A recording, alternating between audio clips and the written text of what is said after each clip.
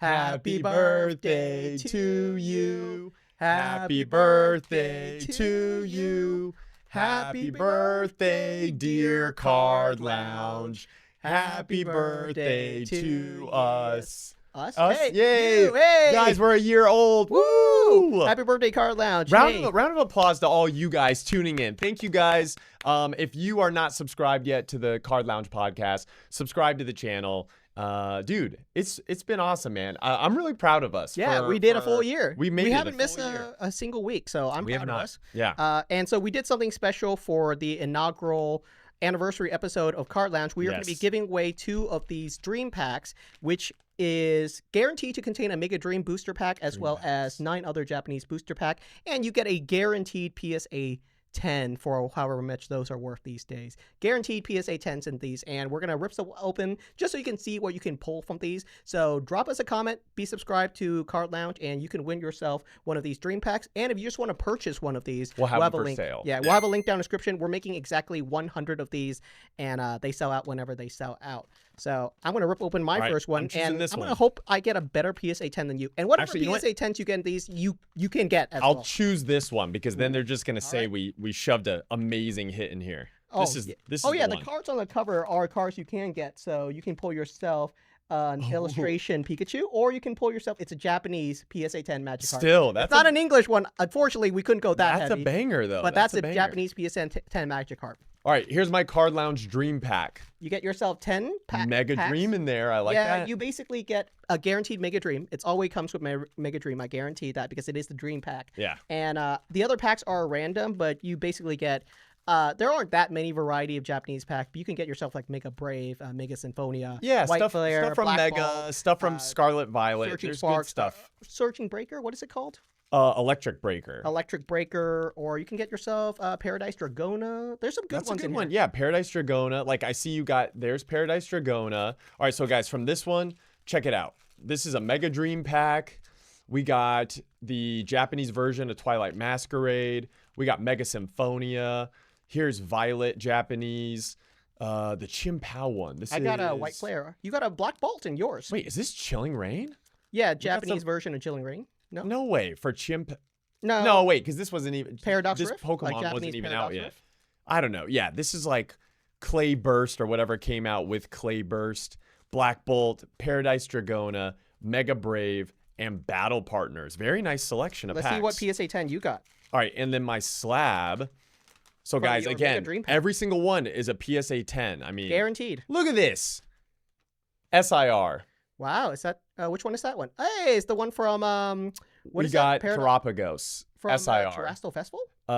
This is from Terastal Festival. Nice. And this is I got an Iono's Kilowattrol illustration rare. Very cool. So yeah, these are really solid. I hope you guys enjoy them. They cost exactly $100, and they're basically priced at cost because you get yourself a PSA 10 and 10 really solid packs. I would say these are cheaper than those.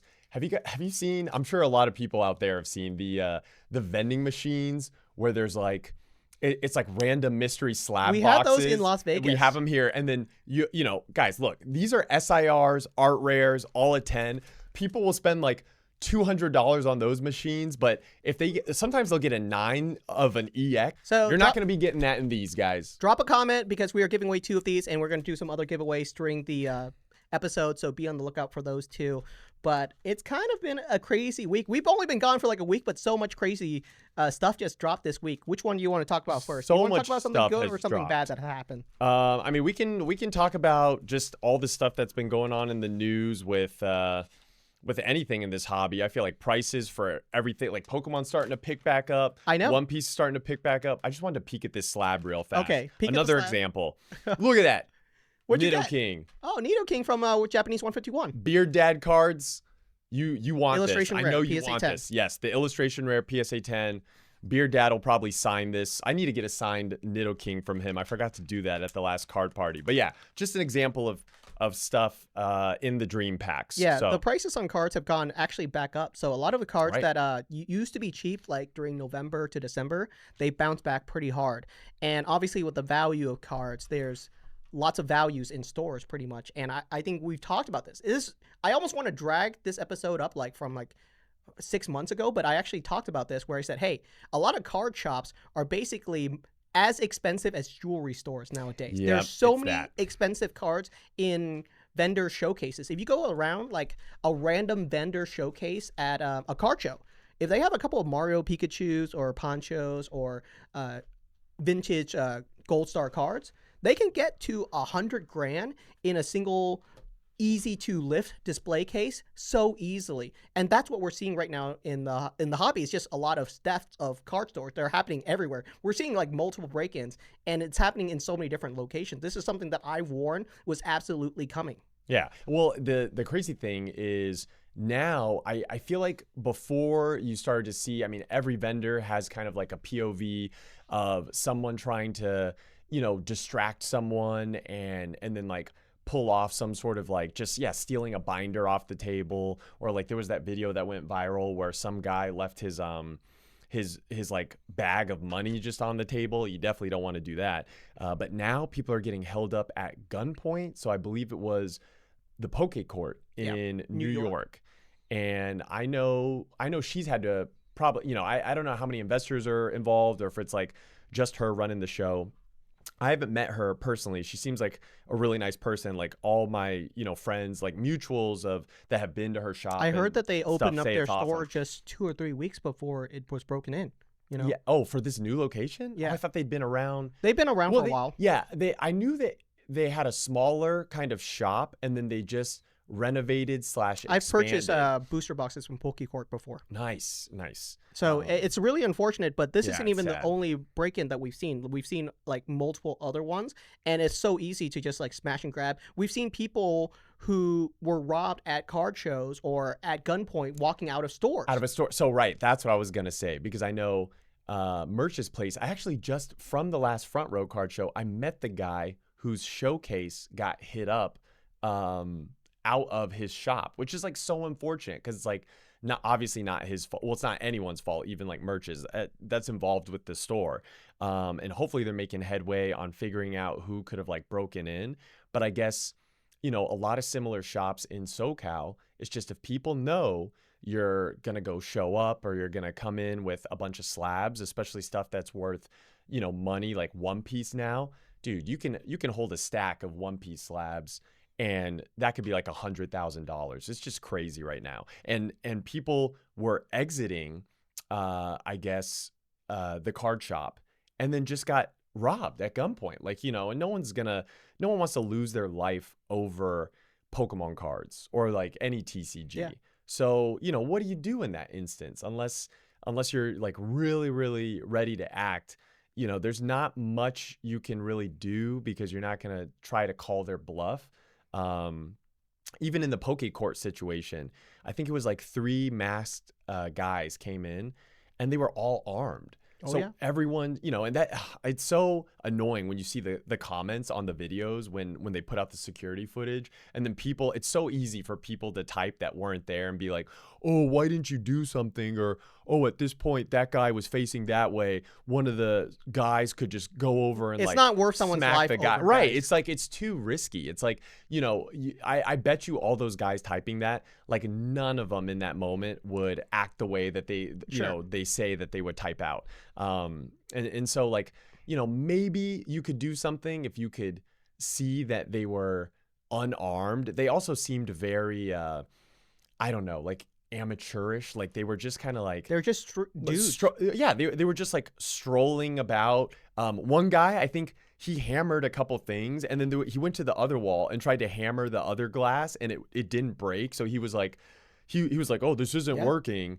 And then he just stopped and then like picked up a binder. And I was like, okay, these guys just were thinking probably I could just stroll in here on a random, Thursday night or whatever night it is and just like steal from all these people. And it worked. The crazy thing is they're still on the lookout as far as what the time of us recording this episode. They're still on the lookout for these dudes. They haven't found them yet.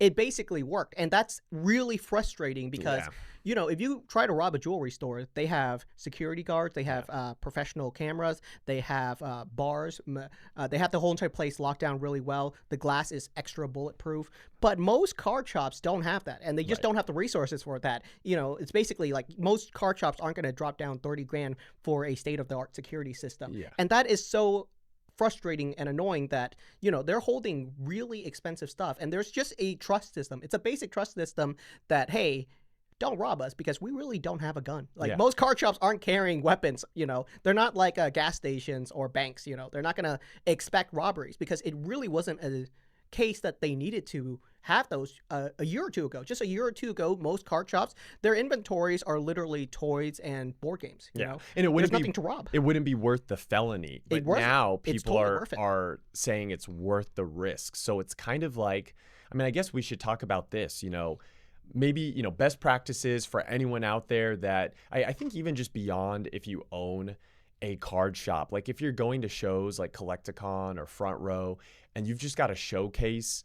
How many people do we know that have gotten like, hit up in the parking lot? Like there's just, it's gotten to the point now where we have to realize like this stuff is money. We all know it's worth money. Before in the collecting hobby, you can kind of pretend that it's like, not as serious, especially if you're not collecting for money, which I totally get. Like a lot of people that are collecting out there just want to have access to their favorite cards. Whether you have stuff graded or not, it is worth something to someone. So you have to be able to protect your cards. And it's like, what are the best ways to do that? I've started to see people that are going to shows now and they're carrying, they're packing some heat now. Well, I hope I don't plan on bringing a weapon with me, guys. So I hope that no one tries to rob me. Well, don't say that. I'm not going to carry a weapon. You should say the opposite of that. Guys, and then I'm not packing do it. heat. I'm packing heat back up. Well, I might be different from Jathan because I'm not trying to get robbed. And so, yeah, I think, at the very least, definitely people need to be more aware of their surroundings. Definitely keep your head on a swivel out there. And then now I would say, especially with what happened at PokeCourt, you got to, even in your own shop, be very, very aware of who's walking in the door. Like, it's not just like, hey, if you're walking into a card shop, you're a friendly face anymore. Like, everyone kind of is just is someone that's like ready to be a customer potentially. And we would like to think most people that like board games and card games are, genuinely friendly people. But now it's like you can't even take any chances. Oh, that is so frustrating. And you were telling me, like, just right before our episode, I was talking to you about some of the leaks on the new cards. And I was really excited to talk about these upcoming card leaks because they're really cool secret rares and SIR. They do look like nice. The new Greninja. You were telling me, I thought that card looked cool. But you were too. telling me that's a card that is not out yet. Like, it's from a set that we don't even know exists yet. Right. So so tell me about this. We know more about these leaked cards from this like set that apparently is going to be the set after Perfect Order. I thought it was Perfect Order. So I thought it was Perfect Order. And I was like, oh, someone got Perfect Order 2 or 3 months early. It happens sometimes. And it can even be random too. Like sometimes like they'll just randomly insert like Destined Rival cards into like Journey Together packs or something. Right. It can happen. But you're telling me like this is from a set that doesn't even exist yet. Right. So this isn't definitely like these packs were at Walmart or packaged in someone's, Mega Evolution, Phantasmal Flames, ETB. These packs were definitely like stolen from somewhere, like someone bought them from someone. Where'd that person get them? And the reason we know this is there's the set like designator in the bottom left, and it's not Perfect Order. I think it says like CRI or something. Yeah, we'll have a shot of it on the screen. CHI.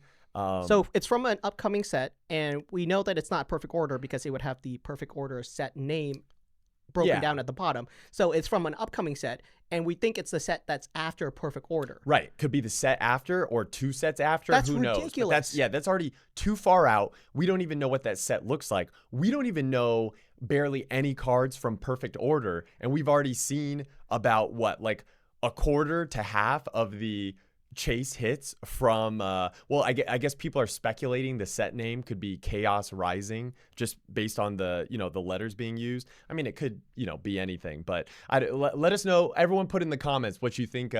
A CHR, or was it CHRI? I think is the designator. We'll put a picture of the set designator on screen, but I think it'd be really interesting to see if someone could get the name right. And what I also think is interesting is you would have thought at the very least for even leaks of this nature, maybe we would know the Japanese set name. I mean, I don't even know, is the Japanese set for Perfect Order? That's not even out yet, but do we even know the name of that? Because I feel like usually before we know the English set name, we kind of already know the Japanese set name. Yeah, there is Japanese set names for these. They're coming out pretty soon. Yeah, the set name is Moondikis or Nihil Zero, which is their version of... Don't ask me what Moondikis is. What did you just say? Moondikis. Let me read Moondikis or Nihil Zero. And these are the set that is going to become Perfect Order. Moonikis or... Nihil Zero. That's the Japanese name of it? Yes. Why wouldn't it... Are you sure it's not just the attack of... whatever the Zygarde, it should be called like Mega something, I feel. It's not. Perfect. Is Perfect Order called Mega something? Mega Perfect Order? Well, yeah, it's Mega Evolution Perfect Order. Oh, yeah, I mean, that's fair, but it's just called Perfect Order. Well, no, right, but how Mega Symphonia and Mega Brave are the... Wait, what was the... Oh, yeah, Mega Inferno is so that's why Inferno X, that's the set name, because that's Charizard's move. Yes. I'm just saying you realize that, right? Like, it's tied to the mega attack of like whatever the star Pokemon in that set is. Which is probably Zygarde. Yeah, and I guess that maybe could be an attack move, but then I'm surprised it's not like something more, I don't know, easier I don't pick to these say. as set name. All right, we'll see. I'm a little bit annoyed that someone out there, I'm just annoyed that someone out there has cards from an upcoming sets, and these are leaked. And this set, we literally don't know anything about. Like, it's cards that shouldn't be released for 7 months. How does someone have these cards in their hand and has stolen them? That really discredits a lot of people's collectability in some of these cards. You remember that old photo of someone trying to sell a bunch of cards from Fusion Strike? Like, they had a massive stack of Gengar V Max, right, of and course. Mew V Max. That discredits a lot of the collectability of some of these cards. Like, wow, these cards are so rare, they're so hard to pull. But someone out there, if they're smart enough, they could be holding a massive stack of Giovanni's Mewtwo right and just now. holding Team Rocket's Mewtwo. Yeah, they could just hold it, and they could be dropping off like 1, 2 at a card show every single month and just make themselves a grand. And that really discredits these newer cards. Obviously for first edition base set Charizard, no one's got a box of it in their house or shoebox full of them. Right. But someone could have a shoebox full of some of these modern cards, and that's frustrating. I see your concern, right? Because it affects not only the market, but how we know like hit rates and the potential possibility of all of us opening sealed product to get those individual hits. Just the percentages on that overall. I think it would be kind of frustrating to think like, oh, you're spending, X amount of dollars on this like really, really rare hit. And, would the market price only really be affected if they just theoretically flooded the market with all of their supply? Sure. But, if someone has, like a shoebox full of Gengar V Maxes to where it's like stacked like 600, they just have 5,000 of them. That is kind of, bothersome to know that that's a possibility. And like Pokemon really needs to clamp down on that. I'm actually wondering how these pictures even surface. Like, I guess once one person posts it, everyone starts to share it. So it's like, I don't know where the original post came from, but the first person to put it online, they have to know something, right? Because they took it from their hand. Yeah. And even if they're trying to sell it to someone and they're like, yeah, I can confirm that these are legit cards, it's like, where did that guy get it from? And if they're just like, oh, I got it from a shop or someone that was selling them on Facebook Marketplace, okay, someone's got to go to that guy then and be like, yo, where'd you get it from? Because the chain of the sales can't be that long when it's not a booster box or like sealed product that you'd use for example, like maybe a stream, because that maybe a box gets passed between 2 or 3 hands. Yeah, so it's really just because of the value that's attached to these like new cards. That's the main issue, is that none of this was really an issue like even a couple of years ago. If someone stole some Rainbow Rare Snorlax GX or Gyarados GX from Crimson Invasion, 10 years ago, no one would really care. It was still like a $20 card. But it's because of how valuable these modern cards are that's causing so many issues, obviously, with the thefts, because there's just now way more perceived value on these cards, which are just basic cardboard.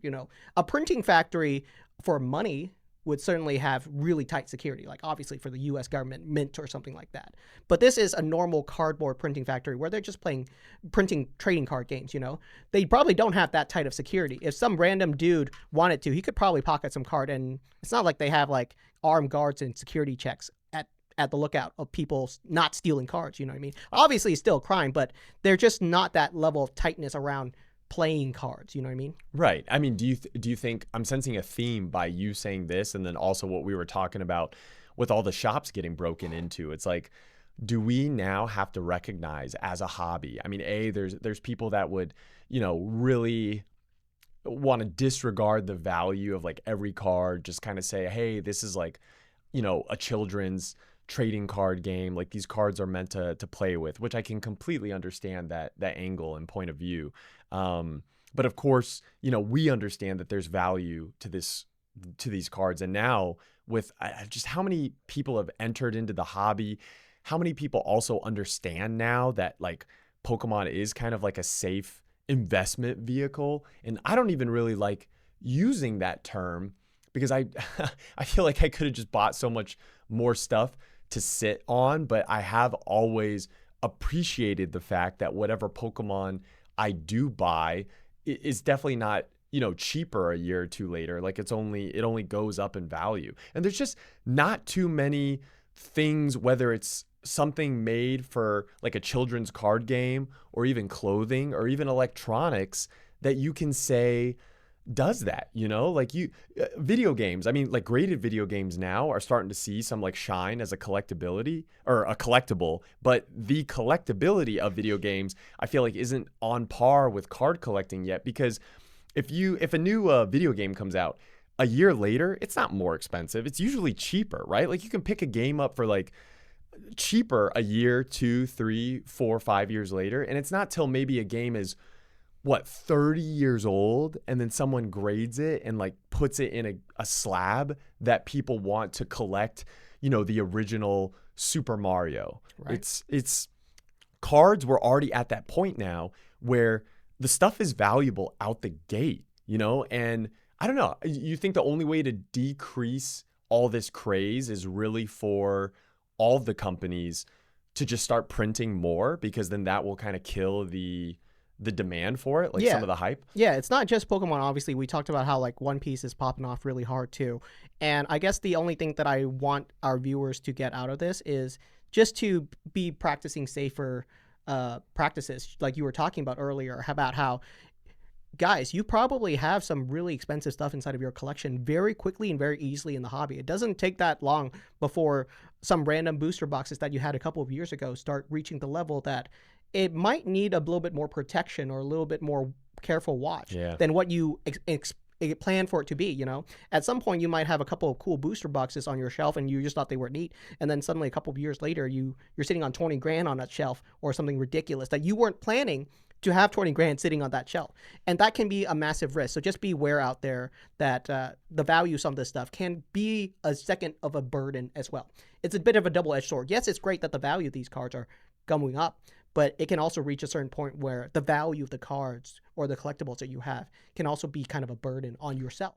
Card Lounge will be right back after a brief message from our sponsor. Huge shout outs to Slab Lab for sponsoring this episode of the Card Lounge podcast. Guys, do you need to put your slabs on display on the wall? Super easy, very discreet, all black, very nice. 9 slabs, boom, boom, boom, boom, boom. Put it on the wall. Slab Lab. Slab Labs are incredible for displaying your cards. You guys have probably seen them on the background. They look fantastic. They're super easy to use. All you got to do is click the link down in the description and purchase some directly from Amazon, and they come with 2-day delivery, so you can get your hands on these incredibly quickly. These were created by our good friend Bulbasaur, so absolutely show him some love, and he's showing you guys some love because we are giving away 2 free Slab Labs in today's anniversary episode. So drop a comment down in the comment section section. Let them know that you absolutely love these slab labs, and you can hopefully get your hands on some. The cards are unfortunately not included. So guys, if you want the best display for all of your slabs and an easy way to get them up on the wall so that you can show off your slabs to everyone coming to your home, or maybe you're going to show them off in your office, you can buy them right now on Amazon. Just check out the link in the description. And if you buy a pack of 4, you actually get a discount too. Again, a huge thank you to Slab Lab for sponsoring today's episode of the Card Lounge podcast. They are amazing displays. Absolutely check them out. This actually reminded me of DPM's video, because I feel like he just had this slideshow reel of like, which box would you prefer? And he's got that whole, you know how I have the ETB wall? He's got a whole like booster box wall. And I'm just like, is that just in his offices? I'm assuming he's got probably tighter security than like most people do, because he probably has just been, has the foresight to, protect his stuff. But it is kind of crazy that like, even if you just have a 1/10 of the stuff that Pat has, and you just have it sitting on a desk or on a shelf. I mean, dude, even like what we have here on set, like we don't want anyone coming in here and just like, taking the stuff. Yeah, like this Roban Dawn box is over like $1,500 in a single box right here. Did you know that? I know. Is this 2K now? That's the ridiculous. White bottoms, dude. That's the blue bottoms are encroaching like $7-8 grand. It's wild. So you were talking about how One Piece has been popping off, but it absolutely kind of mirrors Pokemon. Like you're seeing that with like how One Piece has now popped off. Like it's gone up quite a bit, but now we're seeing influencers and content creators do One Piece content. I know. How do you feel about that? Because here's the thing, they weren't doing content until it popped off. Like it's very interesting, like a chicken and egg kind of situation where they come in after it's credible. There's a little pop. Yeah. And that makes sense because they just know that it will get views. Like I get it. So some of the notable names like Mr. Beast. Mr. Beast is now like a One Piece head. Straw hat. I was thinking more of like our mutuals. Like I will say, I think. Who's our mutual? Well, like Leonhardt, like he's just a Leonhardt's always been doing One Piece. I wouldn't even call that. Oh, well, exactly. But what I'm saying is he's probably getting. So definitely, I mean, that proves it. Unfair amount of hate. I did see that. I know Pokérado called it out, even on TikTok, where like people that just think, I mean, I feel like I've gotten very little because I've been doing One Piece forever. Sure. But even people that don't know that, if they see a One Piece video of mine, they're like, oh, you're just hopping on the bandwagon. And then I can just be like, look at all this super pre-release stuff. So the context behind that is that Leonhardt recently got a lot of drama or hate around him doing a One Piece box opening, and they're saying like, oh, here are the Poke Bros. Which is ridiculous. Yeah, here's the Poke Bros getting into One Piece. And for people who don't know, like, Leonhardt's been a longtime fan of One Piece. He actually voiced a character in One Piece, guys. He's Rock. He is Rock in One Piece. And I know people are going to be like, who's Rock? And it's like, he voiced a small character. But yeah, the but like, Leonhardt's not like some random person who just jumped into One Piece randomly because it's hot. I think even both Coops and Beard Dad cards have gotten a little bit of, and when I say a little bit, I mean, they get 10,000 comments that are overwhelmingly positive. If anything, those guys bring more eyeballs to the One Piece card game. And I'm sure they both genuinely like One Piece and want to like collect the cards, because I've always been saying this since day one. The game is probably the best. It's the most fun card game, and the cards look fantastic. Like there's some cards like the SPs, the exquisite rares that look, I don't know. They just like Pokemon could take a couple notes from them is all I'm saying. And then, there's something to be said for how I think the prices are a little too, I think they're a little too big for the britches right now. Like people are giving these like arbitrary value to certain cards. And I'm like, do you even understand like how this card came about or where this card is from or how rare it is? But I mean, people keep paying top dollar for I got a card for you that One Piece cards. I looked recently on One Piece, and this card blew me away with how expensive it was now. Okay, it's the Blue Leader Luffy, the one where he's holding up like a giant mug. The Blue Leader Luffy. Oh, I know that one. Yeah, it's a promo card. Yeah. All right, I got it for free from just going to locals. It was just in a pack. Yep. You know how much that card is right now? No. Raw, $150. Is it $150? $150 raw. I wonder what it would be graded, because I think a lot of people were not respecting the That's a random promo that I got at locals. Illustration boxes, volume 5 and volume 6 just dropped. I remember, I think I did this at a Collecticon. The promos from those illustration boxes. It was an alt art Nami and an alt art Boa, who are both like, you know, they have the waifu tags on them, super popular. They were almost dead products, right? Those promos were $1. Yeah, those were dead products. Like whenever I saw that, I was like, oh, you have 4 of them? Like I'll pick 4 up for $1. Yeah, and they were something that would be on shelves for multiple days at a time. Like you didn't have to feel like if you saw them on the shelves, it was something special. You could just pick them up whenever. So now what I'm starting to realize is, well, if I just had all the money in the world, I would have bought a lot more of those promos because they were just so cheap. But I did buy, you know, at least a healthy amount where whenever I thought they were just, I mean, ridiculous. If I had $5 in my pocket, it's like, yeah, I'll pick up 5 promo boas. Like that's a super easy decision. What's crazy though now is the stuff going to, like when you go to locals, the promos that are handed out, the cards that used to be like from tournament packs, especially tournament winner packs, people are starting to realize how scarce those cards are. And that Luffy was a unique Luffy. It's not an alt art of another, like there is no other, that blue where he's holding up the mug. Yeah, if you wanted to have that specific leader, you had to get that specific promo, which is like going to a One Piece day. It's actually one of the biggest critiques of Bandai, not just One Piece, but they always do that where they have like really exclusive cards, like a leader. If you want to play this leader, you got to get this promo card. So if it was a very strong leader, that would have been like, I don't know, like a $200, $300 card. Dude, so that was always the thing that Bandai's done, is that they have some cards that are super exclusive. And if those cards suck, it's not a big deal. But if like it's like a required card for a deck, it could be like a $100 card. But I think that's fair though, because then it's like, it requires the people that actually want to play to do something that is beyond just throwing money at it. Like I guess you can always just go buy them from whoever's selling them, but then you're gonna have to get, you know, taxed. Like it's like, if you want to play this card game, go to your locals, like support your local card shop, go to One Piece locals and sit down and, you know, play the game. Like I feel like I've always been for that. And, you know, once you play like a couple rounds, you'll get that pack. And if you want the winner pack, then you got to beat everyone else, which means you got to build a deck and learn how to play the game. I do think it's like, I am totally fine with people coming into the One Piece hobby and, you know, they're just like, I'm a collector. Like, I'd like to play the game, but I don't have time for it. It's like, sure. Like, you know, we collect the I mean, I guess we know how to play the card game though. And then we just don't have time to play. But, you know, it's not like we're going to regionals or Pokemon locals every single week. So people will collect what they love. There's a lot of One Piece collectors that have entered the hobby. I think people like Logan Paul putting eyeballs on his, did you see where he called Monkey D. Luffy, Luffy D. Monkey. Sure. But I can tell he did it on purpose. And that's Sure. like what people don't get. Like it's such a unique decision how much he will choose in his own social media to purposely be the heel. And I can't believe how many people just fall for it. But I guess that's just the internet. Like people hate on him because they're like, oh, he's not a real fan. He's just buying One Piece cases to invest in. But it's like, of course he knew. He could look it up in the moment. And I want you to explain something. Yeah.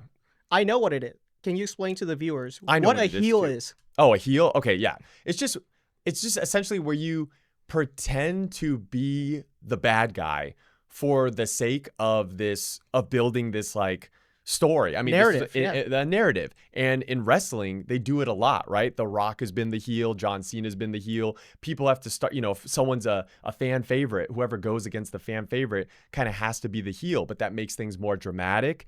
It makes things more salacious. It creates a dynamic that then draws attention, and that's why they do it. If everyone was like buddy with each other, or if everyone was agreeing with what everyone, you know, said all the time, then it wouldn't be as entertaining and people wouldn't want to view it as much. And I noticed this, like Logan Paul, whenever he posts anything about card related stuff, and I've done this sometimes to just test it in my own content, although I try not to do it in a way that's like I don't know, makes me appear like I'm leeching off a hobby. But there is times like I'll purposefully get a fact wrong, or like the Squirtle standing on grapes. You can just say a thing, and if people just feel emotionally charged by it, they'll engage with the content. And Logan Paul has really mastered the art of that, I feel. Yeah. And So he doesn't care how his public perception changes from that,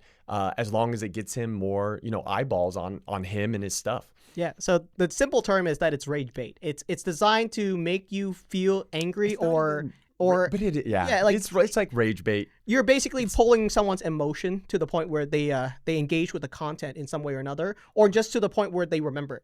At the very minimum, even if you dislike it, you remember it. And that's something that Logan's really good at. And I'll tell you, a common example of that happens all the time in the hobby. The most common thing that I see is when people show off a massive palette of cases of just sealed Pokemon card products, or the one that's very popular, you make a throne out of it. Building a throne out of it. You're building a throne out of it, and you sit on a throne of sealed Pokemon card products. That's like prime heel content right there, guys. Prime heel content. That's true. It does somehow build engagement. Then if you don't, I know there's that One Piece guy that like, I feel like most people are like kind of iffy. Like I even sometimes question like his, where his knowledge is coming from, or he has said some things that are like a little ridiculous, but he's also said some things where I'm like, oh, I see where he's coming from there. And his background is just like cases and cases of One Piece. And but I mean, Rudy from Alpha Investments, that's also his background for almost every video, right? Like he's just got, the store stock behind him. And it does kind of, to get that stuff, I would actually even say, Rudy gets it all from distro. If someone's getting it not from distro, they had to throw down money on the secondary market, on the secondary market to build those walls behind them. And it kind of at least lets people know that what they're saying is backed up by them putting their money where their mouth is. So there's kind of like that subconscious feed going to it. I do think it's a little funny when like, dude, Poke&E, when shout outs to Brian, he built a throne. I just remember this video where one of the comments was like, dude, you built that throne and you look so tiny on it, you're sitting on it, your feet don't even touch the ground. And then he responded, it was like the perfect response. He responded to it and he was like, if your feet touch the ground on your throne, then you need a bigger throne. And I was like, that was such a good clapback. But it's interesting to see how people react to it. So there's sort of two trains of thought. I'm wondering, or two schools of thought. I'm wondering where you're at. We saw what Logan Paul kind of did to the Pokemon hobby. I am starting to see the waves already, just with how many people have shared and talked about Logan Paul now entering the One Piece space. You think it ends up being good or bad? And there's one major factor that I think people aren't considering that kind of separates Pokemon and One Piece, and how a big influencer like Paul going into it would kind of affect the trajectory of the hobby. I don't know. Like, I don't know if it's good or bad. It just depends on who you are. Like, if you're like someone who's sitting on a ton of graded One Piece cards, or if you're someone that I would say is an investor, I guess it's ultimately good. Like, more eyeballs and more people talking about it is almost never bad. Although if you're just like the dude who just wants one sealed booster box from a card shop, I would say it's bad, because now your odds of getting that one sealed booster box at that card shop is just harder. So it's funny, you focus on those two sides. I think there's a lot of people like me in the middle where, dude, I only have one manga Gear 5 Luffy. I only have one manga Shanks. I wasn't buying 6 or 7 or 8 of them for the. And you're never selling them, so it doesn't matter. I'm not trying to sell them, right? Yeah. But you know what matters now? I'm still trying to like build my collection, and now everything's like 8 times more expensive. Yeah, fair so enough. I actually view it as like this isn't too great for the hobby. It's what it will do in the long run is just kind of show people that the One Piece TCG wasn't just a flash in the pan thing. I mean, A, I never thought it was, and B, if you needed this kind of like bull run to, kind of make that more solidified in your head, then you weren't like paying attention to all the other little signs for the past like 3 years. Yeah. If you were paying attention to that stuff, it's kind of just like, well, One Piece TCG isn't going away like 2 years from now or 5 years from now. in fact, I'll say this: the main things that people are missing out on. And I was wondering if you would catch it. Like, okay, when Logan Paul did the thing and like Pokemon's inventory got drained, and clearly they need to print more in 2021. Why do you think that's different from like Bandai? I don't know. I would say the difference is that Bandai is more print heavy. I don't think that they have a reason to stop some print of some of these sealed products. Oh, you think Bandai will print more than Pokemon prints? I mean, if they are capable of it, are they allergic to free money? What? Okay. Do you think they're ultimately capable of it though? I don't know. I would say print to the amount of demand that is here's coming the thing. In the next 3 months. You see so what I'm here's saying? the thing. I'll say this: they print for a lot of card games. So this is the difference between Bandai. All right. They print for like 5 or 6 card games right now, currently. You know, active ones. So if they wanted to, and they say like, hey, you know what, pull the lever down on some of these. Dragon Ball.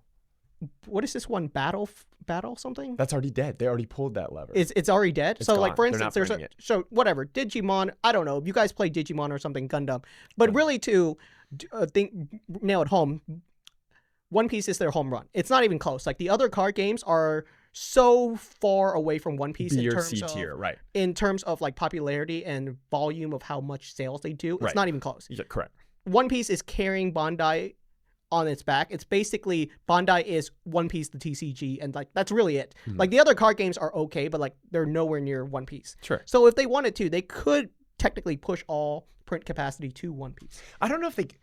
Well, from a legal standpoint, I don't know if they could do that. I don't know what they could do. They have contracts with like the Dragon Ball IP, the Gundam IP, to at least print X amount of that set. Yeah, I don't know what they could do, but are players. I would say that at least it's an option, is that they have the extra print capacity from a bunch of different card games. Could they print 200,000 less boxes of Digimon so that they could print 200,000 more boxes of One Piece? Sure. It's probably a quicker lever to pull than, say, Pokemon if Pokemon printed some other game. They don't have another game that they're spending printing resources on. One Piece is adding print capacity. We know that. So where are you going with this? Yeah. Anyway? Well, what I was gonna go. Oh no, Pokemon is adding print capacity. Yeah, I was like, wait, is One Piece? Yeah, but I mean, hopefully One Piece should be printing, like Bandai should be printing more. Pokemon, the company, had been around for how long? Even before Logan Paul, or like all the box breaks even happening before Logan Paul, like Steve Aoki or Justin Bieber or Post Malone. This kind of like hype that was being built up in 2020, and then we saw it kind of like explode in 2021. The Pokemon company had already been established and been around printing Pokemon for like 20 years, you know? Okay. Like, so the One Piece card game has only been around for 3. It's not enough to, there's just not enough cards. Like even when hyper modern cards were something that everyone was focused on, but then people could go, oh, you know what? I like Diamond and Pearl era. Oh, I grew up with EX Ruby Sapphire. Let me go back to that. Let me go back to collecting XY. You have all this attention and all this money that can be spread out to vintage and even going as far back as base set, jungle, and fossil, which helps alleviate the overall focus of the money being on the hyper modern stuff, which at the time would have been like your Sword and Shield, right? Like Fusion Strike, Evolving Skies, you know, when the game really got crazy. Okay. And Bandai just doesn't have the same history. Like, there's not piles of One Piece cards in people's childhood binders. You know what I mean? There's not even childhood binders of One Piece yet. Kids were either playing it now, or it's like mostly just teenagers and adults playing it. So I think what it's going to cause is like a like a vacuum that is worse. If demand spikes like exponentially, there will just not be enough supply of any One Piece stuff at all in the world to even quell like 10% of the demand. Yeah. And it's going to cause a real problem. And if that hype also, I think, dies off, and let's say Bandai prints to demand or prints a bunch of stuff, and One Piece hype slows down even 10 to 20%, I think it draws the pendulum so high up in that one direction, because that vacuum is going to suck it this way, that when the pendulum swings, it's going to overcorrect too far and probably wreck some stuff that Pokemon's kind of protected from a bit. Does that make sense? Like, what do you Okay, can you give me an example of some stuff that you think could crash in One Piece? Like, what could swing so much that it drops? So I can think of some example, like my guesses, for instance, all right? Romance Dawn. Yeah. Could Bandai print more white bottoms? I don't think they would, but Why guess not? Why not?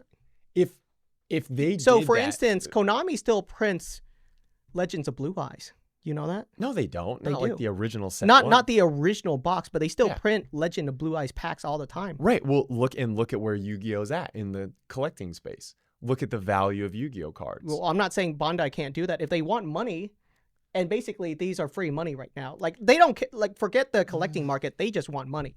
If you're a company that just want money, could you just print more Romance Dawn? Not the blue bottoms, obviously, but yeah, they could print more white bottom forever. So the original Legend of Blue Eyes booster boxes from Yu-Gi-Oh! Those are expensive. Those are like 50 grand or something. I don't know the exact price on those.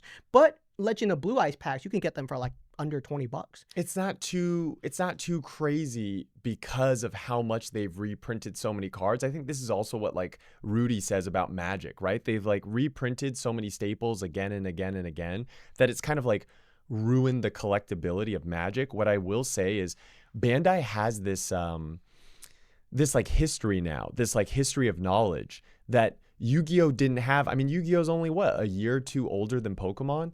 So when Yu-Gi-Oh started to make those mistakes, I don't even think collectibles as an asset was really this known thing. Like that would have been in the year like the 2000s and like even in the 2010s, right? Like Yu-Gi-Oh had all this time to make these mistakes that now everyone goes, oh, you can't reprint all your stuff. You can't reprint the same Blue Eyes image 7, 8, 10 different times in 10 different sets, or then no one wants to buy your product. So could they print, some blue bottoms, or I mean some white bottoms, and then, get some money from that? Would that introduce more OPO1? I think more likely what they do is they introduce an anniversary set that's like Legendary Collection, and it just has a bunch of OPO1 cards in it. But even if they reprint those images, there's going to be like a holo difference or like some sort of insignia difference that they're going to have to do,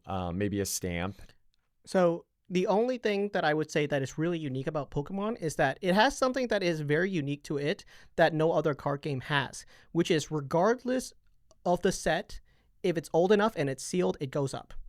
I can't say that the same for every other card game, especially for like something like Magic. If you look at older Magic sets, like even sets that are 7 or 8 years ago, they haven't moved at all. People don't care about the older sealed products. Right. But Pokemon is very different. And One Piece is heading towards that direction a little bit, but it's not quite there yet.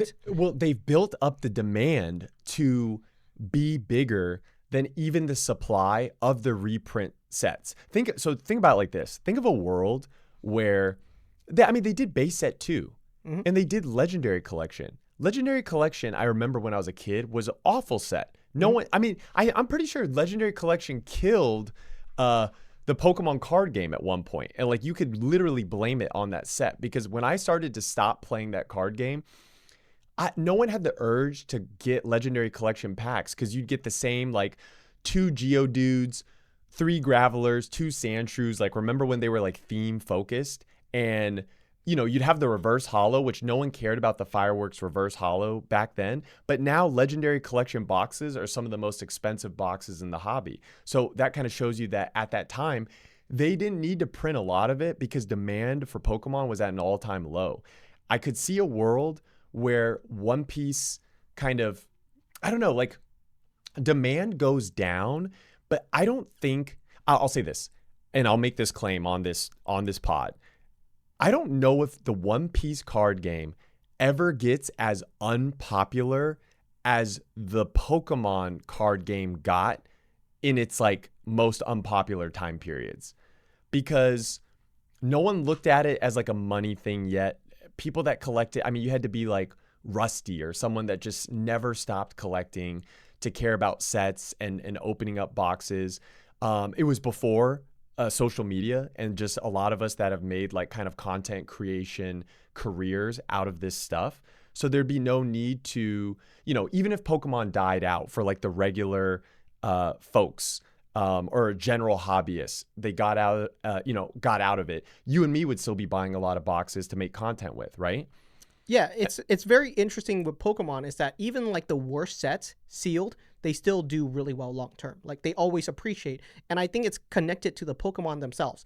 It's that no matter what set it is, someone always cares about these kind of characters. Like it's not even about the TCG anymore. It's just they just want there's a collecting element that's ingrained in Pokemon. Of course, yeah. It's like the gotta catch them all. Gotta catch them all. Yeah, kind of mentality. Yes, yeah. The mentality is not in other card games. Correct. It's very interesting. You don't feel the need to collect every Luffy or collect every Frankie. If you like those characters, you will, but it's not instilled in every young kid getting into One Piece or just that's every the other person interesting to thing. collect. Right. I mean, so Pokemon just captured lightning in a bottle with that. I mean, I've talked about that on TikTok a ton of times where it's so lucky for them to have created an anime about collecting and then create the card game where the whole point is to collect all the Pokemon that in episode 1, Ash Ketchum's like, I gotta catch them all. Like the amount of goodwill the Pokemon company has is insane that we just let them get away with certain things. Like, okay, like we do. If you don't have voice acting, we don't care. We still love you, Pokemon. Or, like, have you seen the recent Lego sets? Like the recent Lego sets? I don't even think they look that great. A lot of people dogged on them on the recent collab between the Pokemon company and the Lego company. Yeah. On all of these Lego sets because the Pikachu looks derpy. Yeah. I know like the base set trio, they didn't look great. Sold out, dude. Yeah, I mean, people love Legos and people love Pokemon. But that's the thing, right? They didn't have to make them look perfect or amazing. They were just okay, like a 5 out of 10. And they sold out, like that's where it is. Scarlet and Violet. Very okay game. Right. Sold incredibly well. Yeah. That's just where we are. So, that's what I'm saying though. Is there anything that could kill off Pokemon has built up an incredible amount of good faith with the community. You're correct in that. I'm saying on top of that layer, so they have that layer as backup. On top of that layer, there's like a societal change that has happened in the last 10, 15 years that wasn't around 10 or 15 years ago that is instilled in all of us that we tell me what it got is. from Spit Pokemon cards. Well, I mean, there's no name for it. I guess I don't know if I'm like inventing it on this show. I'm just saying people can refer back to our words. This psychology of it's all of it. It's like collecting all the cards, collecting rare stuff, collectabilities, collecting as a hobby, collecting as a investment piece. We as a society now are taking it more seriously. This bleeds in from sports cards as well, and with how much like those are going for. And now One Piece just as an anime is 100 times more popular than Pokemon. As an anime. Okay. Right. As an anime. But with that alone, and with how much the One Piece culture is instilled within anime culture, within this whole boom of, just anime, right? Like Pokemon, a new episode comes out. It's not like regular people on the street are talking about it. When a new One Piece anime drops, it like breaks the internet. So, the card game is drawing on the history lessons of Pokemon, of One Piece, of Yu-Gi-Oh!, of Magic, and One Piece has learned from those things. I think Bandai will just run even if it decided to print or not print. What I'm saying is like, I don't think that we as the hobbyist collective will now allow it to fail, but it will affect people's pocketbooks really, really badly if people aren't listening to us or just taking our advice or thinking about things in a very rational way. You're going to have people that are going to buy really, really high and not know what they're doing and then want to sell when it's lower. And that's like the stuff that we would want to buy. Like people are going to get burned on this harder than anyone's going to get burned by anything. But I do think if you just buy stuff and you just, keep it sealed or you keep it protected, in the long run, I don't think One Piece is going to get any cheaper over time. You know what I mean? I get what you're saying, which is it's very double-sided, which it's hard to explain. Yeah. So for instance, a manga Luffy from OP05 for 20 grand. I would say that's a bit expensive. Dude, that's crazy for that card. Like, I think it will go down some. But I think 10, 20 years from now, I don't think it's less than 20 Gs. Sure. You know? It's currently too expensive for how young it is. It's not that old. I remember playing OP05. I know. I remember you playing OP05. Correct. We ripped open plenty of those booster boxes. For $5.99 a pack. And it wasn't that long ago. That was like a year or two max ago for a 20 grand card. So we're saying, like, yes, the One Piece TCG, you're saying it's got a long life ahead of it. But some of these cards, they're saying, like, these cards are almost like 20-year-old cards, you know? Yeah. In terms of how much they've appreciated. And there's not a lot of people, unless you're really in this hobby as, like, maybe as a business, or maybe just people with better business acumen, I think, are commenting on certain things, especially like the comparing certain sealed to prices of the cards inside the sealed product, comparing Pokemon and One Piece. I see Shushu kind of talk about this on IG sometimes. He's a card shop owner in Florida. And then a couple other people I follow that maybe aren't very like front facing as like content creators, but they, you know, they post good stuff. And like one of the things that I commented on, or well, that I've just noticed that I think have been noticed by these certain other individuals, is like, what's an Evolving Skies booster box go for right now? $2,500. Like, it's up there, right? What's the best card you can pull from there? An Umbreon VMAX. Okay, and what's that go for in a 10? 3,000, 4,000. Yeah, it's like around there, right? Mm-hmm. Okay, what'd you just say the Gear 5 Luffy, the top chase from OP05, goes for in a 10? 20 grand. What's the price of an OP05 box? It's way less, but I will say the reason is because it's way harder to get that. Is it? It is. Okay. I know it is. No, okay. I know it actually is. No, it actually is. It is, yes. Right? It is. But when I say, is it though? The ratio between you going around and finding an OP05 box or someone that has it, of course, there's people that have Evolving Skies in their closet. Sure. There's some people that have OP05 in their closet. But there was definitely much more Evolving Skies printed, just overall, than OP05, sure. Correct? Because, you know, when that was well, I know okay, so I'll tell you the population report, okay? The Umbreon is like 15,000 plus. 15,000 PSA 10s. Right. The Gear 5 Luffy, it's not even reached 1,000. Card Lounge will be right back after a brief message from our sponsor. A huge thank you to Collectr for sponsoring today's episode of the Card Lounge podcast. Collectr is the ultimate app to track, manage, and value your collection. Imagine this, you're at a card show and you need to know the value of the card immediately. You can scan the card in seconds. Just point your phone and boom, the card name, set, value, and the population report all at your fingertip. You have all the knowledge of the current Pokemon card market in the palm of your hand. Collectr also tracks One Piece, Magic the Gathering, Lorcana, Yu-Gi-Oh!, and all of your favorite TCGs. Want to know the value of your collection today? Collectr pulls live price data from the latest sales, giving you the most up-to-date information on the state of the Pokemon card market. Collectr also offers an amazing platform so that you can share your showcase and your entire collection with others. You can flex on your friends, your latest pulls, or follow your favorite content creators' collection, including my own. Try out Collectr today and you'll never look back. They are available on both Android and iOS. Check them out today. A huge thank you again to Collectr for sponsoring today's episode of the Card Lounge podcast. Yeah, so I get it.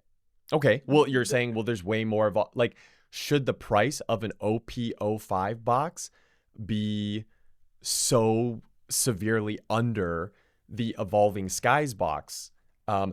Dude, we're just comparing top chase to top chase. From Evolving Skies, there's so many more. You know the nuances of this too. That's For instance, the first one is that a random loose box of OP05 will most likely not have a Gear 5 Luffy inside of it. And the reason for that is because we know of case hits. And if you have a loose box of OP05, there's a good chance that it's been searched. Is that like they've gotten the good box of OP05? Well, not. I mean, you know what I mean, right? I can kind of, yeah, but it's the same reason why a loose Evolving Skies pack is not nearly as close as the value of an Evolving Skies pack inside of a booster box, a sealed booster box. Okay, right, because once you hit a hit, you can kind of, I mean, OPO5 was like, I don't think it was so mappable that you could like determine a box that doesn't have any hits in it. In fact, I think that's what Bandai did to fix, like starting from OPO5 onward, by increasing these little like anniversary, like the SIG Oda Luffy. You could pull a box that has an alt art leader, and then you could pull a box that has another alt art leader, and you could go, oh, I don't think there's going to be any manga in this case or whatever, but you could get an Oda Sig Luffy. Like there's other kind of chases that make OPO5 more desirable than I guess what I would say an evolving. And it is already very expensive, but what I'm saying is like OPO5 also has 2 other mangas in it, like the Manga Kid, the Manga Law. All these other cards that outpace the price of Evolving Skies, like what, 2nd, 3rd, 4th, 5th best hit. I mean, I guess you have the alt art evolutions, but like most Pokemon boxes we talk about, right? There's one card that's like the money card. And by the time you get to the 3rd or 4th card, even other alt arts in the set are like just fractional of what the top chase is, right? Because it's not like the Mega Charizard from Phantasmal Flames is a huge hit if you get the SIR. Okay. But what about the Lopunny or the Mega Sharpedo? Those are also SIRs, the same classification of rarity. But are you trying to say that the prices of the singles should be comparable to the prices of the sealed products? They have to kind of like be in balance. More so, there's an imbalance. There's an imbalance in the force right now. Sure. In the force of just, if you look at not just Pokemon, not just One Piece, not just sports cards, but all the money for all the cards. There's something weird going on where there's a lot of money being put in and people are spending money on things where I'm like, I wouldn't spend the money on that, but someone is willing to spend the money on that. We talked about this. Someone has to disagree with you for a trade or a sale to happen. For others to be right. Yeah. And I guess what I'm trying to say though is there's just like certain fail safes I see that are kind of almost like subconsciously being put in place in the hobby, but then there's also pitfalls that are being created where some sucker is gonna, I guess it's very along the lines of like NFTs and stuff, except that was more of a predictable thing, because unless you could like trust someone, it's like, why are you buying this like random coin? And then like when people lose money on it, we had you had like Trump coin even do that, like just from and that's like to the highest offices that's the president, right? And then people are surprised that like certain NFTs that people were spending like an ETH on, 3 ETH on, which now is like, $10,000 to $15,000 or like $10,000. Like this stuff is worth nothing because all they bought was like a digital picture. Look at all the digital tokens with the fractional ownership and how all those companies like,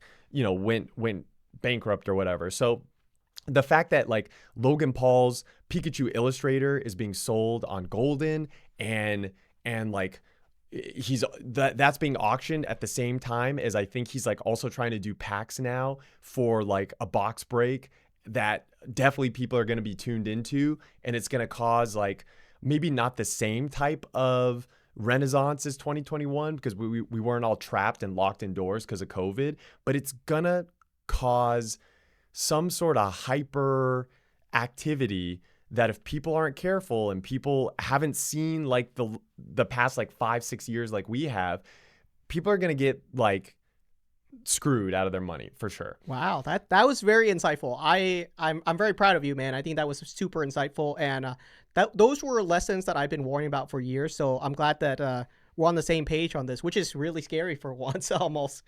Well, what that I think that just like some of these prices can go down some. Yeah. Like I've always been more on the cautious side, and I think like you've always been a little bit more on the optimistic, bullish side. But even if you're feeling like a little skeptical on some of these prices, which is completely fair, sure. And I'll tell you, there are people out there who are multimillionaires, like C-suite level executives who just have the deepest pockets, and they can buy a manga Luffy, and it's not a big deal for them. If that card goes from 20 grand to 10 grand, they could care less. It's not a big deal. It's pennies to them. But for a really excited, invigorated collector who they literally just have 20 grand to their name, probably don't pick up that manga Luffy. That they shouldn't buy it. Yeah, okay, that's a good. Yeah. So it's like if no one should be spending their entire collection budget on one card. I think that's just a good rule of thumb, like in general. I think another thing that we could probably tell everyone is just if you see everyone if you weren't buying stuff when it,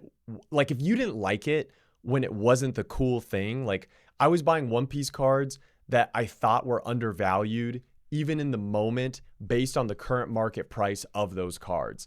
Now, like, dude, I was just talking to this guy about a Black Label card, and I just couldn't believe what was being asked for it when it would be like, dude, this is the newest one, and every other Black Label of this same type of card I've got for a fraction, for way less than what you're asking tiny for fraction. that. And those are all older. So why would I spend that much on the newest You've one? been priced out of the newer stuff. I get that. Maybe I have, but I think it's also the fact that like you have a lot of people entering the hobby. This is great.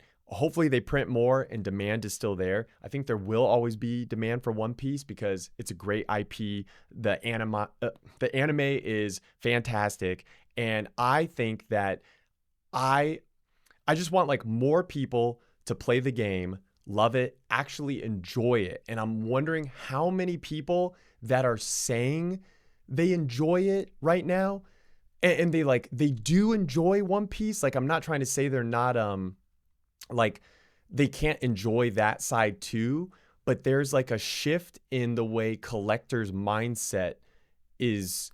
I was talking about this with Wes just for a little bit, like, and I wonder what your thoughts are on this. It's like, if you knew I was trying to get a card and you graded something and it was super, super expensive, but you knew it was like for my PC, like, you know what I collect, like you've seen enough of it, right?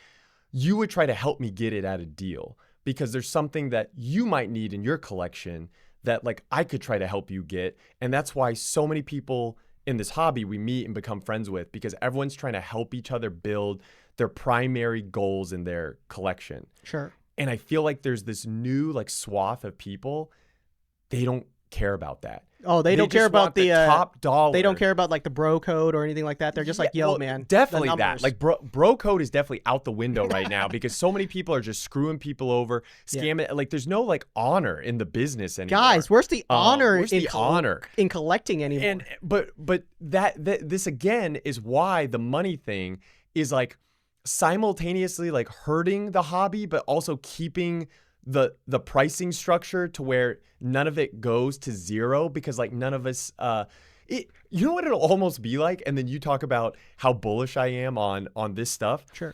It'll kind of be like stocks. I had someone leave a comment where we were talking about the ownership and partial ownership, and if it can't be stolen from you, you don't really own it. And someone was like, well, what about stocks? Like I own stocks and I own those. And I'm like, dude, stocks aren't real either.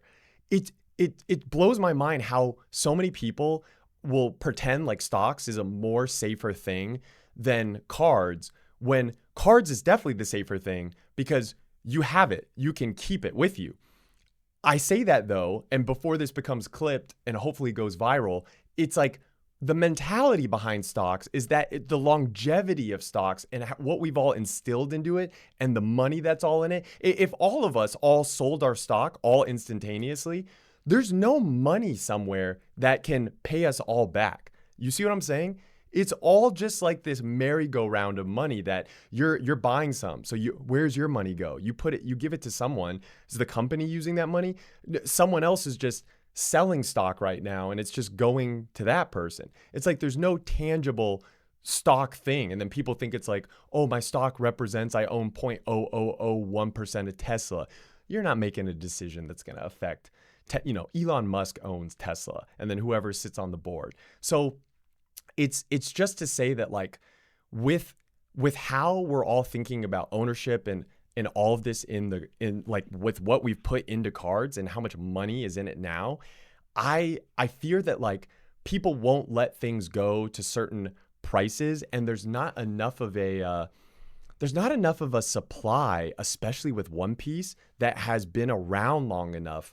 Like think about how many base set Zards there are, right? There's not that many base set manga Shankses. There's no like secret treasure trove of like people's old collections where they've had a manga Gear 5 Luffy where it was cheap so that no one really thought it would be something to protect. Like ever since One Piece has come out, especially the mangas, everyone's mentality has been, oh, I need to protect this card. I need to preserve it. I need to potentially grade it. Like, do some people probably have it raw out there? Sure. But it's like the population, I think that's out there is definitely closer to the number of the graded population. The true population. The true population.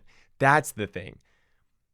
Pokemon's true population was always kind of hidden and never really fully represented to the represented population.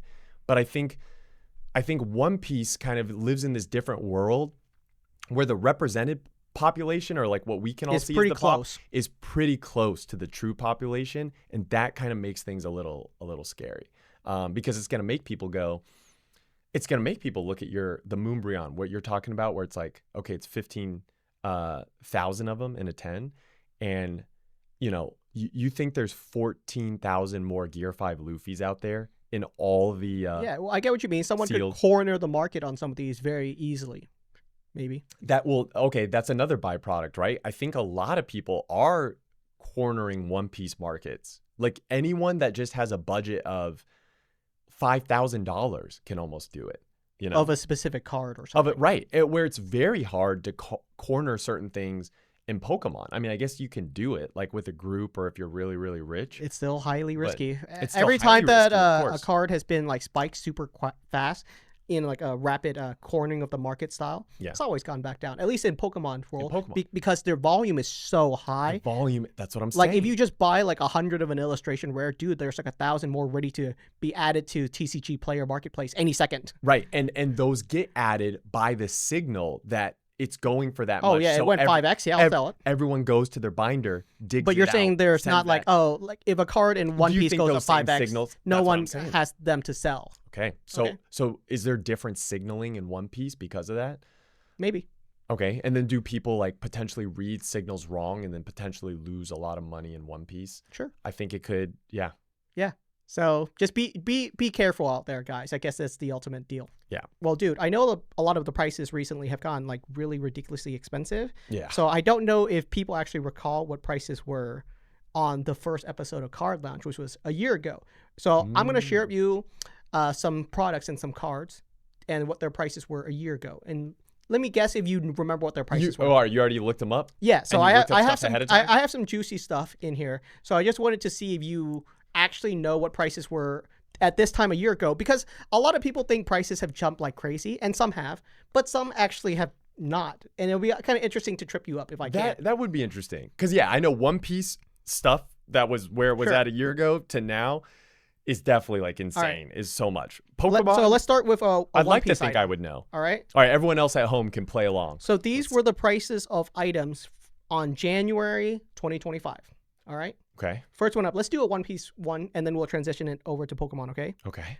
Blue Bottom Romance Dawn booster boxes, base set One Piece a year ago, January. Do you remember how much they were? Okay, so they were definitely cheaper, and I want to say a year ago, you could probably get a Blue Bottom for around $400. Collector had prices on January 2025 at $950. Oh, okay, so it was White Bottom was $400 for sure. Yeah, okay, a Blue Bottom, okay, around $1,000 a year ago. Yeah, and I remember when people thought that was 1 year, but right now I'll tell you $7,000, $7,000 for a Blue Bottom box. So that's a 700% multiplier. That's still 7x in a year is massive. I know, and it's 7x from 1,000, because I didn't buy any more at 1,000 because I was like, oh, I bought mine at $85. $85 for Blue Bottom. So I was like, why would I spend 1,000? I'll tell you, that's the highest jump on this whole entire list. So nothing else jumped nearly as high. Okay. Which is very fair, because everyone knows like that specific item went through the roof recently. Yeah. So I'm going to share some items. All right. Umbreon VMAX PSA 10. Do you remember what its price was 1 year ago? Can I first say it wasn't more expensive than where it's at now? It was not. Interesting. It was cheaper than where it was at now. I will say it was maybe around lower twos, like 2.1, 2.2. You're not super far off. In January of 2025, an Umbreon VMAX PSA 10 was going for 2.8K. 2.8, wow. And right now it's currently going for 3.4K. So it's gone up a little bit. It's gone up a little bit. Like compared to some of these other numbers, that's a weenie number. Hey, but that's $600. It's like, you know. And I think that's what I was talking about a year ago was that, you know, a lot of people were saying like Umbreon VMAX to the moon, man. But at a certain point, these population reports, they're pretty high. They mean something. Okay, they mean something. Right. Like the way people talked about Umbreon VMAX to the moon, you would have thought this would be a card right now that would be 10 grand, like 10 grand per moon. It's not going to go up that high. I don't think we see. So why do we see One Piece grails going up that high so quickly? Like there's got to be. That's a little scary. So in that same breath, all right. So we're going to stay on that. Let's talk about Evolving Skies booster boxes. So that one's near and dear to some people's heart. Do you remember its price on January 2025 compared to now? All right, I keep going lower. So I think stuff was just still hot a year ago. An Evolving Skies booster box, I know it's gone up. We saw them reach like close to 3K. It was probably like 2K. It was going for $1,250, $1,250 in January 2025, and right now they're going for like 2.5K. Yeah, so they've doubled. Okay. All right. Man, 1.2. Here's one. Very popular on the channel and one that we talked about all the time. The Great Felt Hat Pikachu. Do you remember its price in a PSA 10 a year ago compared to its price now? All right, that's gone down, right? Just overall. No. Well, not from a year ago, but we know recently it's taken a dip. It's taken a little bit dip from its all-time high, which a lot of cards have. So I'm not surprised. But I'll tell you, what is the price of it in a PSA 10 on January of last year? Dude, probably only like $450. You're not super far off. It was $750. Jeez, okay. And right now it's going for like $1,700. Yeah. So okay, went up 1,000, but yeah, if I would have bought one at $750, I would have thought that would have been too much a year ago. I got a fun one for you. $1,700 now is. This is really current. Okay. But this is very popular for a certain reason. Surging Sparks booster boxes. This was the set that really started this massive hype train. Surging Sparks booster boxes, what were their price in January of last year compared to now? January of last year. Surging Sparks was the latest set. In January of last year, Surging Sparks was our latest set. Then they were probably like what, like $250 a box? You're so close. It was $240 a box. $240, yeah. $240, so you're off by $10. And here's the thing: their price right now, $240 a box. They haven't gone up. Yeah. They have not moved at all, which is the right thing for a brand new set to do. Is that they're supposed to be flat for a while. I think also there's not really people don't really respect the butthole Pikachu. I feel like it's not like a that's like, one way to say it. The chase is not but like that card though is definitely like still multi-$100 card, like in a 10. But yeah, people don't care about the sealed I got one more fun one. I don't know if people just aren't ripping it as people aren't ripping Surging as avidly as other sets to try to pull other sets chase hits. Does that make sense? Yeah. But then again, like I'll still say it. The Pokemon Company can technically restock more Surging Sparks whenever they feel like it. It's not going to be out of print for a while. Like, it's going to be staying in competitive play until like 2027. Yeah. So there's always more. How long did Fusion Strike boxes stay the same price for like years until finally they went up? Yeah. So that's fine. Like, I'm comfortable with modern sets staying flat or even going down. Like, it's fine. Like, it's not a big deal. But people were picking up Surging Sparks booster boxes in January of last year, and they were like, "Come on, Jake, these are going to go up." You know what? I'll say this though. Something about the Pikachu sets. There's like a little curse on them because let's go back another block. Vivid Voltage, dude. But they were also printed to the ground. You know what they were printed hard. You know what a Vivid Voltage box goes for right now though? I do not actually. Dude, I think it's around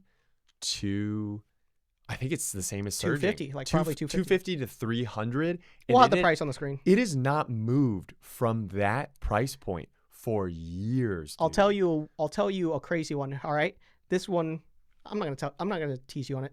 A Steam Siege booster box. Do you know what a price on a Steam Siege booster box a year ago was in January of 2025 compared to now? It's definitely gone up because it's just another year of sealed product. Yeah. Gosh, people probably didn't care about it a year ago. Maybe like $1,000 a year ago. Would it be less? Or no, it would be. Yeah, I think a year ago, like 1,000. A Steam Siege booster box, which is considered the worst Pokemon card set like ever In XY, yeah. $400. And a year ago it was only 400. And right now it's going for $1,000. Now it's going for 1,000. Right now it's going for Dude, 1,000. why didn't I just pick that up just to have it sealed for 400? I don't have a sealed Steam Siege booster box either. Yeah, I guess do people care about? Well, I just know I'm never gonna get all the XY booster boxes sealed, so it's like, why do I need Steam? Okay, Siege? I got one more for you. So here's the thing: of all the Pokemon item that we've shared so far, the Umbreon VMAX PSA 10, the Evolving Skies booster box, the Great Felt Hat Pikachu, a Surging Sparks booster box. One of the fastest climbing items was actually the Steam Siege booster box. Yeah, because it needed to. It was undervalued. But here's the thing: no one cared about underappreciated. I'll tell you, the top hit inside of Steam Siege is a $90 Gardevoir. Correct. People don't care about it for the cards inside. It's past that. What people care about is the box. It's very Pokemon centric. It's a very Pokemon thing. This doesn't happen to other TCG, by the way, guys. Right, to collect the box, but I do feel like you know what? Now this makes sense that it probably still could have been 400 in January, because I feel like middle of 2025, like August, September, you saw this huge spike in the correction of older products and how rare they are needing to be worth more money. So people were just buying XY era stuff, Sun and Moon stuff, especially sealed booster boxes. You're absolutely right. So it just ate all that up. So in October of last year, so that's just like 3 months ago. In October of last year, a Steam Siege booster box reached $1,300 to $1,400 a booster box. Right. So it went from $400 to $1,400 in the course of like 8 months. And then calmed down. And then it calmed back down because at a certain point, people think that's ridiculous. Because people are like, yeah, what are we doing? It's and Steam so Siege. that's just an example of what could happen in One Piece. Is like the market could calm down, and if you buy at the absolute peak, I think you could lose quite a bit of money. Yeah, but the difference is Steam Siege has been out for That's the difference too. Steam Siege is out of print, like hardcore out of print. But the fact that you could still find boxes up for sale that people want to get rid of, dude, I don't think 10 years from now there will be OP05 that's readily on sale. Like you're gonna have to rip it from someone's collection, or someone that has decided to keep it sealed or keep a case tucked away is gonna have to have a financial burden or something where they're gonna go, all right, I'm gonna sell my One Piece box now. Yeah, I mean, like maybe like there's a price on that number for someone. It could be $5,000, it might be $10,000, but at a certain point, people do cash out on older sealed products on their stuff every now and again. But it's less likely in One Piece, because with Pokemon, there were people that had sealed booster boxes of Steam Siege that like just left it in there. There's people that had EX era stuff like Dragon and Emerald, like the stuff where these booster boxes were just sitting in someone's closet and then they like left it alone. I just don't think there's anyone that's gonna be like has One Piece tucked away that isn't kind of intentionally knowing, oh, I'm gonna sell this later or do something with this later. It's not like you're gonna pick up a One Piece collection from a guy at a garage sale like you would a bunch of binder cards or Pokemon stuff that might come with some Steam Siege. Like you're not gonna go to a garage sale and find a OP05 box just sitting where some grandma doesn't know what it's worth. Does that make sense? Yeah, absolutely. So I have one final item on this list, a Paldea Evolved Magikarp in a PSA 10. All right. Man.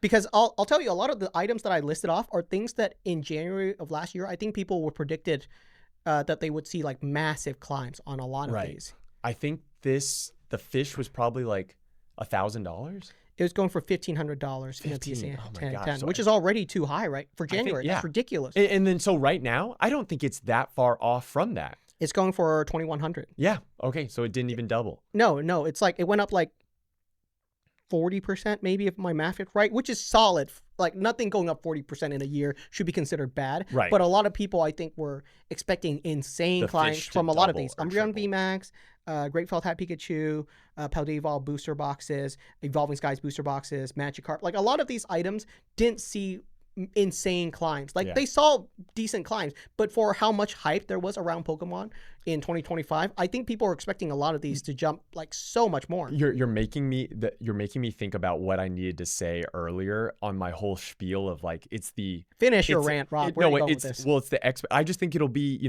we're gonna provide value to the card loungers, right? So again, thank you guys for tuning in. Hopefully this helps you guys anniversary, baby. Save some money. Woo! You're talking about expectation of like what everyone thought the fish would do, the Moonbreon, Van Gogh, Pikachu.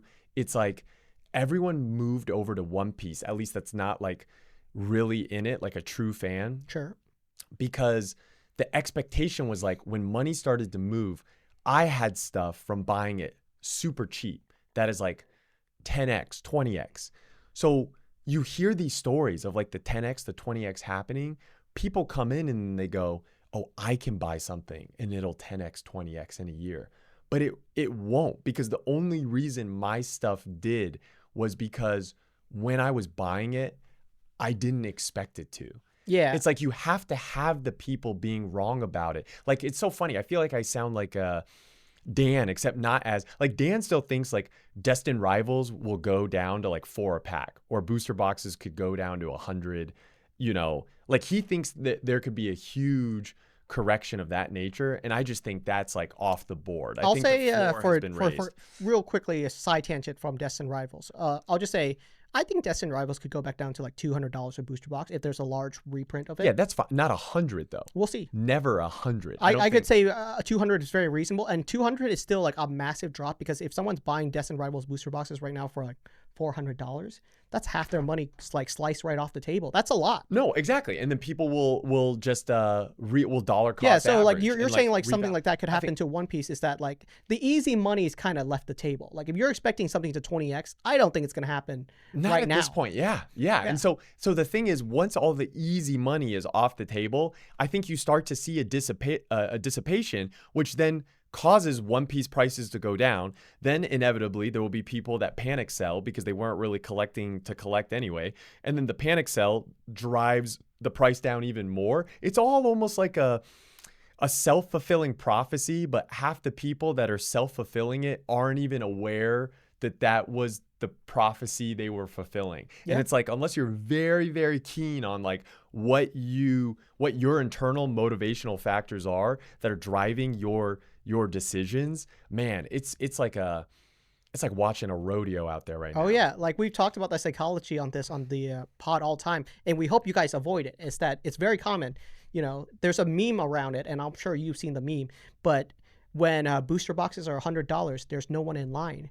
But when booster boxes are $500, suddenly that line is so long for the exact same item. Why is no one buying this item when it's $100? Yeah. But suddenly when it's $500, that line is out the door. Yeah, why was no one buying these One Piece mini tins when they were like $5 a pop? Look at how beautiful these are. Guys, look at that. Buy one of these limited edition Pokemon Card was Lounge doing- Dream Packs. Limited, only 100 Look how copies sick of these. these are. Yes, buy the Dream Packs, guys. The Dream Packs will Buy go one of quick. these, hold it sealed for 50 years. Come see me and Rob in our retirement home, and I wonder how much they'll go for. Oh my gosh, someone should buy one of these. Keep it sealed. If someone ever keeps a Dream Pack sealed, and you bring it to Jake or I, we'll sign it, and then someone should do like a what's it called when they bury a time capsule. And then we'll open one of these up 10 years from now. I want Pat to do a should I keep it sealed of one of these bad boys. We'll see what happens. Well, I'm sure he would. We'll just send him one. All right. Thank you guys. Really appreciate you. We did a fantastic year of Card Lounge. And one more year, baby. One more year. We're not going anywhere. We're going to keep it going till we're 80. Drop a comment. Subscribe to the Card Lounge. We really appreciate you. We actually love you guys. We love you. We love you. And yeah, drop a comment, and hopefully some of you guys can win some of these Dream Packs for free. Thank you so much for watching. Like and subscribe if you haven't joined the Card Lounge already. And as always, thank you for lounging with us. Peace out, everyone.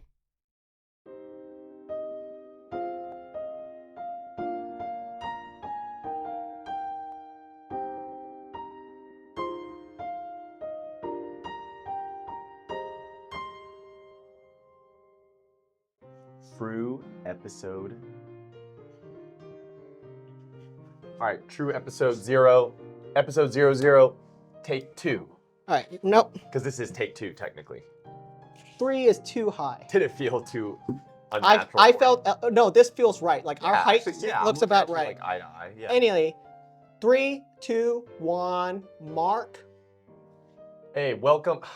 It's all good. All right. Actually, we'll just go. Hey, No. Talk to me. Talk to me. welcome. No. Welcome to. No. Sure. You can do it. I mean, I'm trying to think. I think they do kind of for like a 1 second thing.